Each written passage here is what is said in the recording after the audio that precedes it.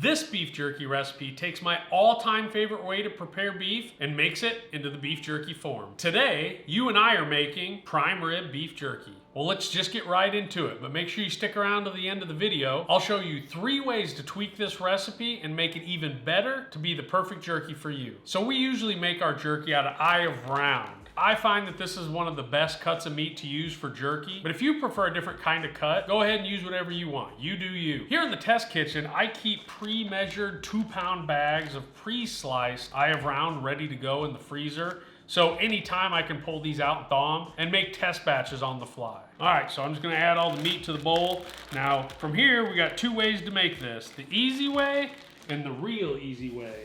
First, I'm gonna show you the real easy way. All you have to do is half of the bag of the prime rib jerky making kit and a cup of water.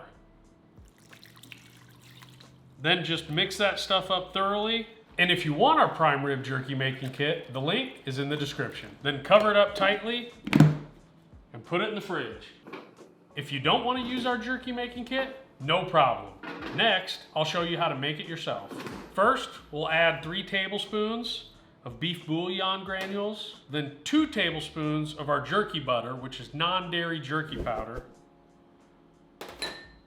half a teaspoon of garlic powder, half a teaspoon of black pepper, and half a teaspoon of celery powder. Here's a jerky making pro tip. Celery powder has naturally derived nitrates. It's an all-natural preservative.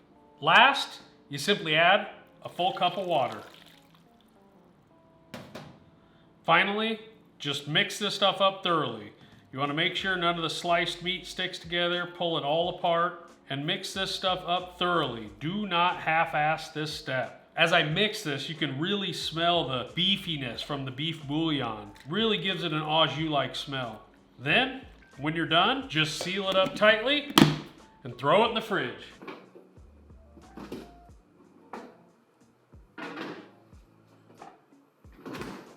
All right, it's been almost 48 hours. Now we're gonna get this racked up. Now when you're laying this out, this isn't exactly rocket science. You just wanna remember 2 things. 1, make sure that all the jerky's laying flat. You don't want anything folded over on itself. That way, the air won't get underneath it and that whole part of the meat won't get dried out at all.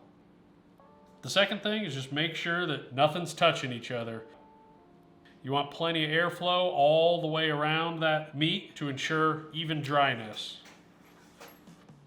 Okay, I'm gonna turn the dehydrator on, then set the time and temperature. I know this machine runs at about 140 degrees, and then I'm gonna start checking it at about 4 hours in. It's been almost 5 hours, and I can tell by the pliability that this one is done. I definitely think the flavor's on point. It has a rich, bold, buttery, beefy flavor profile that I really love. I like this flavor profile as is, but with a recipe like this, it leaves you a lot of ways you could personalize and customize this recipe to make it perfect for you. Here are 3 different ways you could take this kick-ass beef jerky recipe up a notch or 2 and make it the perfect jerky for you. For an even more prime ribby experience, try making this with ribeye steak. Just make sure to trim it up really well because that fat cap tends to fall apart in the marinating stage and can really make for a messy racking process. 2, add some horseradish to this recipe to give it some extra kick. Prepared horseradish can be found in almost any grocery store, or try fresh grated horseradish. 3, add some garlic to give it some additional depth and flavor. You can crush up some garlic cloves or use minced garlic if you're lazy like I am. That's all I got on this one. If you're gonna make this recipe, let me know down in the comments below. Then come back and let me know how it turned out for you and how you customized it to make it the perfect jerky for you. Who knows, maybe we'll make your version in one of our next videos. And if you got any value out of this, please like the video and consider subscribing to our channel. We are always posting new jerky recipes and I don't want you to miss out on a single one. Thanks for watching and I'll see you next time in the jerky.com test kitchen.